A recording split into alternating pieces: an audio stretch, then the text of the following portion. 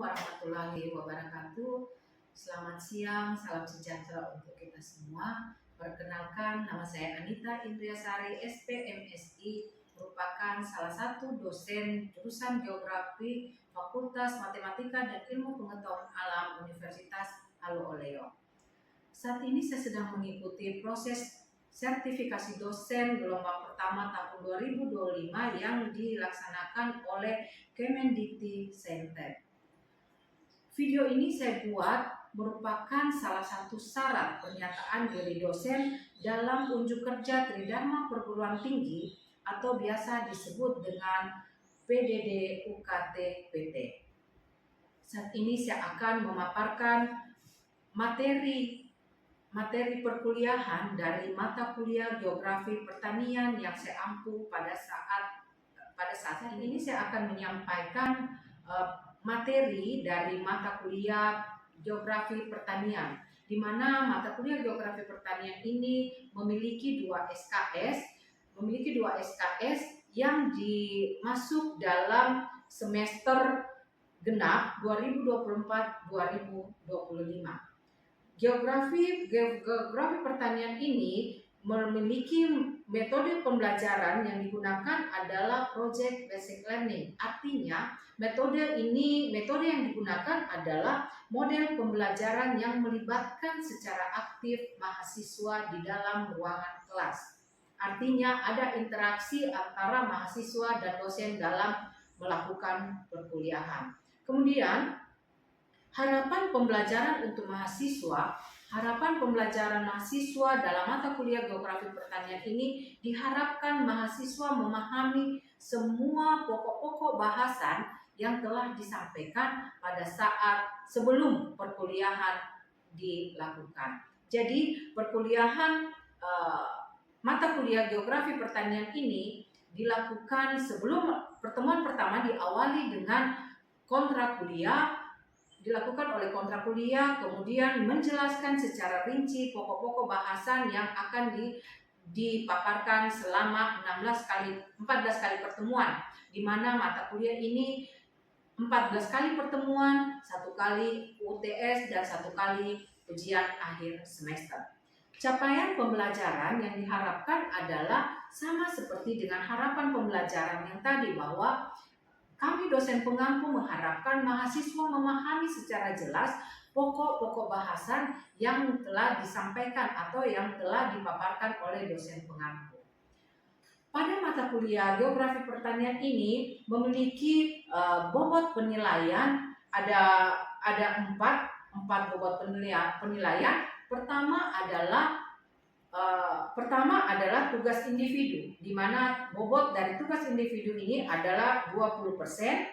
Kemudian tugas kelompok itu adalah 30%. Kemudian ujian tengah semester 20% dan ujian akhir semester 30%. Jadi bobot keseluruhan adalah 100%. Selain dari bobot penilaian itu, syarat lainnya adalah absensi kehadiran dari mahasiswa itu sendiri, di mana absensi kehadiran berkisar 80% kehadiran dari 16 kali pertemuan. Berikut akan ditayangkan video pembelajaran singkat dari mata kuliah Geografi Pertanian. Terima kasih. Selamat pagi, salam sejahtera untuk kita semua. Pagi ini kita akan melakukan perkuliahan dengan mata kuliah Geografi Pertanian. Tapi sebelumnya saya akan tanyakan, apakah kalian hari ini sehat? Sehat walafiat ya. Jadi untuk mata kuliah pada hari ini, sebelum kita lanjut pada pembahasan, kan yang sebelumnya perkuliahan pertemuan perdana pada waktu itu adalah sudah menjelaskan terkait kontrak kuliah.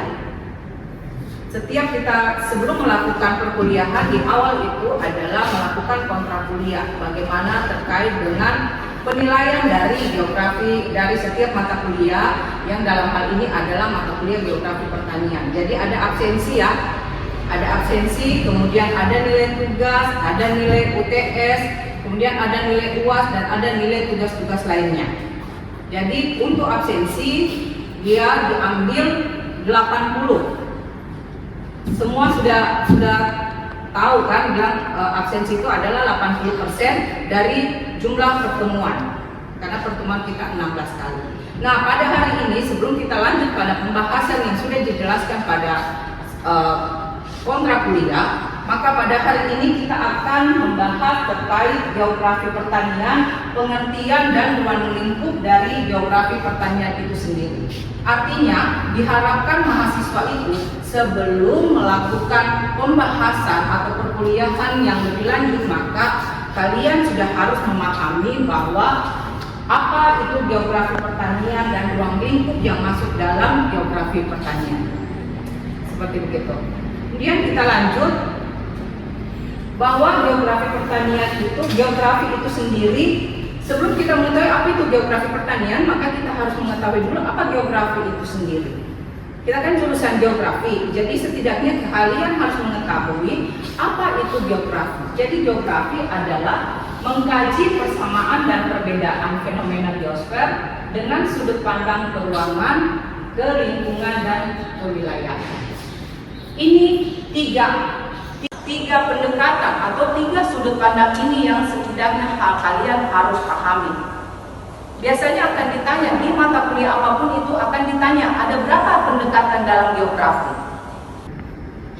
Pendekatan dalam geografi ini harus ada terus di dalam pikiran kalian bahwa pendekatan geografi itu adalah keruangan, kelingkungan, dan kewilayahan.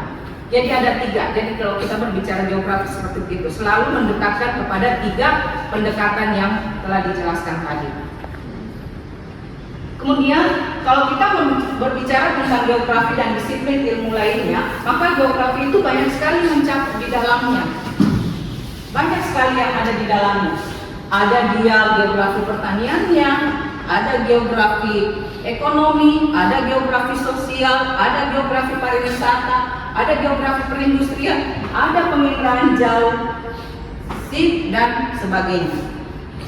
Ya, jadi kalau kita berbicara geografi dalam arti luas, maka itu banyak sekali yang terkait di dalamnya. Bukan hanya kita berbicara bahwa geografi itu adalah berbicara hanya terkait dengan pemineraan jauh, tidak seperti begitu. Tetapi kalau kita berbicara geografi secara utuh, maka kita akan melihat, mengkaji secara luas. Ada geografi fisik, ada geografi manusianya, dan ada geografi yang lainnya, geografi sosial dan sebagainya. Kemudian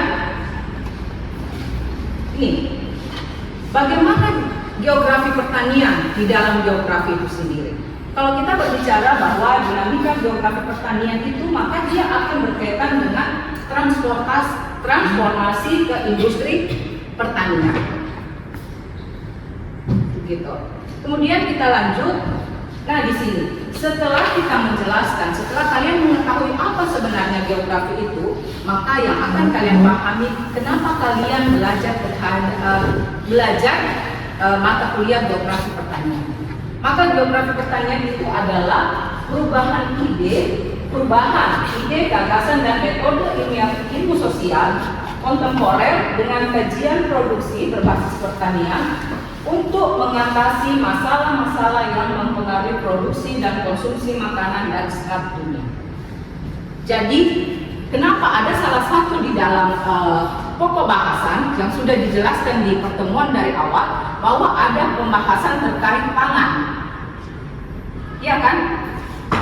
Ada tidak yang dibahas terkait pangan dan ketahanan pangan? Ada? Nah, ini adalah terkait dengan geografi pertanian, bagaimana mengatasi masalah-masalah yang mempengaruhi. Kemudian kita lanjut. Nah, di dalam geografi pertanian sendiri itu, geografi pertanian itu akan mengkaji bagaimana globalisasi dan integrasi produksi pertanian. Kemudian pembangunan pertanian terutama di perdesaan. Ini rata-rata ada tidak yang di daerahnya yang memiliki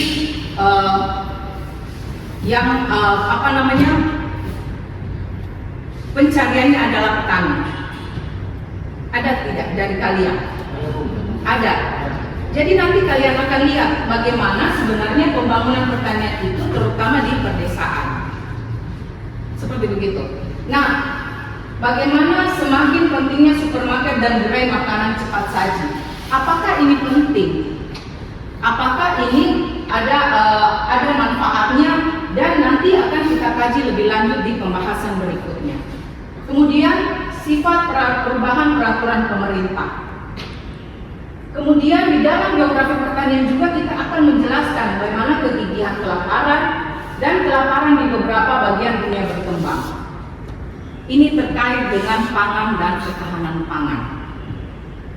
Karena sekarang lagi digalak-galakan ya terkait dengan ketahanan pangan. Di mana-mana di desa, dimanapun itu di desa-desa selalu dicanangkan bagaimana desa itu menuju desa mandiri dalam pangan, kemandirian pangan. Ya. Kemudian bagaimana mencoba mengembangkan sistem pertanian berkelanjutan, kemudian peran dari bioteknologinya. Apakah dia menggunakan teknologi atau tidak? Kemudian geografi pertanian juga itu mengkaji bagaimana kawasan pertanian di berbagai permukaan bumi. Deskripsi komoditas pertanian, kemudian ada evolusi dan revolusi dalam sistem pertanian, kemudian ada sumber daya sebagai bagian produksi pertanian. Artinya, bagaimana sumber daya alam itu kita merupakan bagian dari produksi pertanian. Artinya, apa yang ada di alam, yang tersedia di alam di daerah kalian, apakah itu bisa jadi produksi pertanian? Dipaham sampai di sini? Kemudian, bagaimana klasifikasi penggunaan lahan untuk pertanian? Kan tidak semua lahan itu cocok untuk pertanian. Iya, tidak semua cocok untuk pertanian. Jadi memang ada beberapa lahan yang memang cocok, tapi ada yang tidak cocok. Seandainya lahan itu tidak cocok untuk pertanian, maka apa yang kita ambil? Solusi apa yang kita lakukan? Ini juga nanti akan kita bahas. Kemudian ada faktor determinan fisik dan non fisik dalam pertanian. Kemudian ada juga peningkatan produksi pertanian, artinya bagaimana kita meningkatkan produksi pertanian. Kemudian ada dampak pertanian. Selanjutnya, kalau kita berbicara terkait dengan pertanian, maka pertanian itu dalam arti sempit berkaitan dengan usaha bercocok tanam. Di mana-mana kalau kita ditanya apa itu pertanian, selalu kita berpikir pertanian itu menanam. Iya, betul tidak? Ya, kalau kita berpikir pertanian, apa itu pertanian? Pasti yang ada di pikiran kita, menanam. Tapi itu bercocok tanam dalam arti sempit. Tapi kalau dalam arti luas, berarti ada kajian-kajian ilmiah yang diperlukan dalam melakukan bercocok tanam. Bagaimana hasilnya supaya hasilnya bisa maksimal? Jadi ada beberapa kajian ilmiah. Nah, pertanian dikaji berbagai disiplin seperti sosiologinya ada, ekonominya ada, kemudian ada teknik, politik, pendidikan, biologi, termasuk geografi sendiri yang tadi sudah dijelaskan. Paham sampai di sini? Paham. Nah, ini lingkup geografi pertanian menurut salah satu ahli bahwa sarannya yang mengatakan bahwa aspek lingkungan ada 3. Dia melihat geografi pertanian itu dari 3 aspek. Ada aspek lingkungan, ada aspek ekonomi, dan ada aspek sosial. Bagaimana aspek lingkungannya? Di mana lingkungan itu mempunyai peranan yang penting. Peranan penting dan mengontrol dalam pembuatan keputusan dalam penggunaan lahan pertanian. Kenapa dikatakan demikian? Ada nggak yang bisa jelaskan? Kenapa dikatakan bahwa aspek lingkungan itu memegang peranan penting dalam penggunaan lahan pertanian? Jadi memang harus kita melihat bahwa lingkungan itu apakah dia cocok atau tidak seperti begitu. Ya, jadi kenapa dalam lingkungan itu peranan pentingnya sangat besar. Itu faktor utama yang harus kita lihat. Kemudian yang kedua adalah ekonomi, faktor ekonomi. di mana faktor ekonomi ini merupakan aspek yang menentukan pilihan petani untuk kelangsungan usaha taninya. Kenapa seperti begitu? Contohnya, misalnya ekonomi, misalnya semua menanam sawit atau semua menanam jagung. Kalau semua menanam jagung, artinya nilai jualnya akan turun. Tapi kalau dia kurang, berarti nilai jualnya akan tinggi karena kan dia akan berbanding. Kalau barangnya banyak, harganya akan turun. Jika barangnya sedikit, maka harganya akan naik. Kemudian dilihat dari sosial, bagaimana itu lingkungan sosial budaya suatu masyarakat akan berperan dalam kegiatan pertanian. Mungkin kita kalau di kota begini, kita tidak terlalu memperhatikan sosial, tetapi coba kalian perhatikan di daerah kalian masing-masing. Nah, ini geografi pertanian menurut White. Ada kajian tentang tipe-tipe usaha tani. Bagaimana sebenarnya tipe usaha tani itu? Kemudian ada bentang lahan pertanian. Bentang lahan pertanian itulah yang tadi disampaikan sebelumnya bahwa apakah lahan ini cocok atau tidak untuk pertanian. Misalnya, apakah lahan ini cocok ditanamkan misalnya jagung, apakah lahan ini cocok ditanamkan sayuran, apakah lahan ini cocok ditanamkan cabai, apakah lahan ini cocok ditanamkan tomat, dan sebagainya. Kemudian bagaimana pengelolaan pengembangan pertanian? Bukan hanya sekedar kita menanam, tapi bagaimana pertanian itu atau usaha tani itu kita kembangkan supaya hasilnya juga bisa apa hasilnya? Maksimal. Nah, ada faktor penentu pertanian dan bagaimana klasifikasi pertanian itu sendiri. Nah, ini kan geografi dalam sektor pertanian, ada beberapa variabel ya. Kalau kita berbicara geografi pertanian, ada beberapa variabel. Ada terkait dengan lokasi, kemudian ada jarak, ada keterjangkauan, ada pola, ada morfologi, aglomerasi, interaksi, interdependensi, diferensiasi areal, dan ruang. Ini masuk nggak dalam 3 pendekatan geografi tadi? Masuk. Yang mana yang masuk? Lokasi, kemudian jarak, interaksi. Jadi semuanya masuk. Makanya tadi dikatakan bahwa geografi itu ada 3 pendekatan. Artinya di dalam geografi pertanian pun juga memakai 3 pendekatan geografi. Paham sampai di situ? Nah, ini pertanian.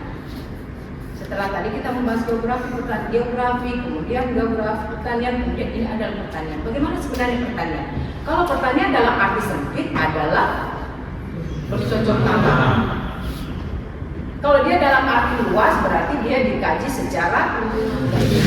Nah, pertanian itu merupakan sumber kehidupan manusia melalui penggunaan lahan untuk bercocok tanam dan menghasilkan bahan pangan lainnya. Saya kira ini jelas. Tanpa saya jelaskan pun kalian pasti sudah paham, ya, bahwa penggunaan lahan itu memang untuk bercocok tanam dan menghasilkan pangan. Seperti begitu. Nah, ini pertanian juga masih dikatakan bahwa dalam pertanian itu ada pertanian rakyat, ada perkebunan, ada kehutanan, peternakan, dan perikanan. Kalau kita berbicara pertanian rakyat atau disebut sebagai pertanian dalam arti sempit, bisa nggak kita bercocok tanam atau melakukan usaha cocok tanam di dalam pekarangan atau di halaman? Bisa nggak? Bisa. Kenapa bisa? Kenapa bisa? Bisa dikasih penjelasan kenapa bisa? Bisa, menurut saya karena ada tempatnya yang cocok untuk bercocok tanam, tapi areanya itu sempit, begitu. Ada yang lain? Ada yang lain? Pertanian rakyat atau disebut sebagai pertanian dalam arti sempit. Ada yang lain? Jadi tadi betul yang dikatakan salah satu teman kalian bahwa pertanian itu bukan harus kita berbicara dengan luas lahan yang besar. Bukan hanya seperti begitu. Tapi pertanian atau usaha bercocok tanam itu juga bisa dilakukan di halaman pekarangan. Artinya pemanfaatan halaman pekarangan. Modelnya bagaimana? Kalau tanahnya tidak subur atau lahannya tidak memungkinkan untuk dilakukan bercocok tanam, berarti ada alternatif lain. Misalnya seperti apa? Ditanam di mana misalnya? Abulapot. Boleh menanam di polybag. Ya, seperti begitu. Jadi banyak cara yang bisa dilakukan, untuk melakukan usaha bercocok tanam. Jadi luas lahan itu tidak dijadikan tidak dijadikan dasar atau ukuran untuk melakukan usaha bercocok tanam. Coba dibayangkan kalau kalian mempunyai halaman meskipun kecil, tapi kalian menanam cabai. 5 pot saja cabai atau lombok. Ya, 5 pot saja. Kalau dia berbunga, dia tumbuh dengan bagus. Apakah itu bisa meningkatkan ekonomi dari kalian? Artinya kenapa? Harga cabai sekarang berapa? Mahal. Harga tomat berapa? Mana anak kos? Mahal. Coba dilihat, coba dibayangkan. Kalau misalnya dalam setiap rumah hanya menanam 5 pot saja. Dengan menanam itu artinya kita secara tidak langsung menekan apa? Menekan inflasi. Betul? Sepakat? Kita menekan inflasi dengan cara yang sederhana.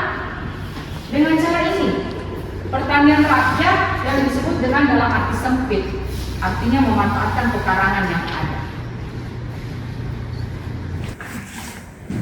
Kita lanjut lagi, bagaimana sisi pertanian dalam perekonomian di Indonesia, dia berperan sebagai apa?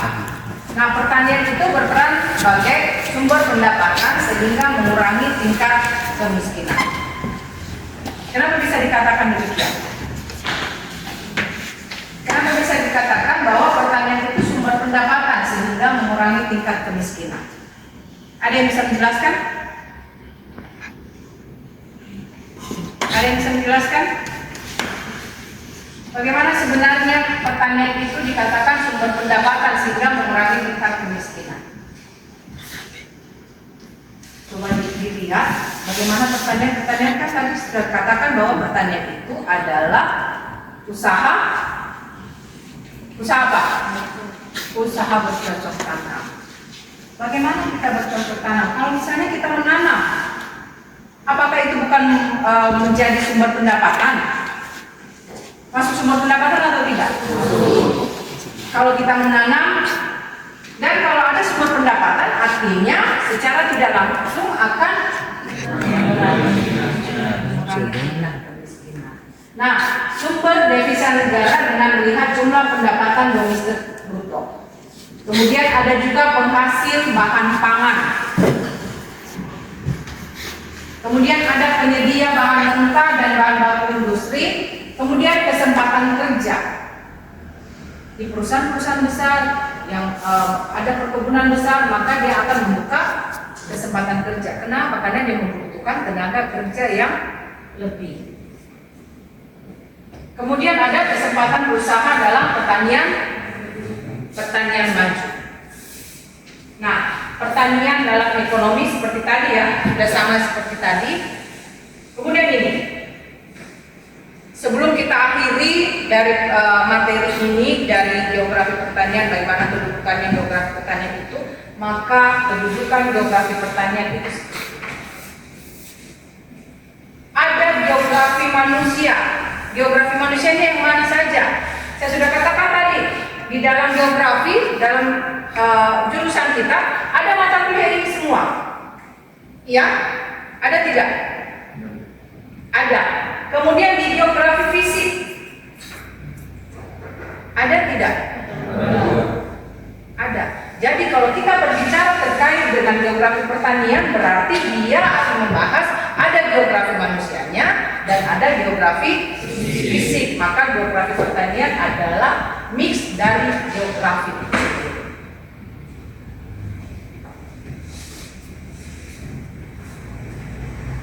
Iya. Jadi kalau geografi fisik ya seperti yang saya katakan tadi, kita berbicara fisik, tanah dan lain sebagainya.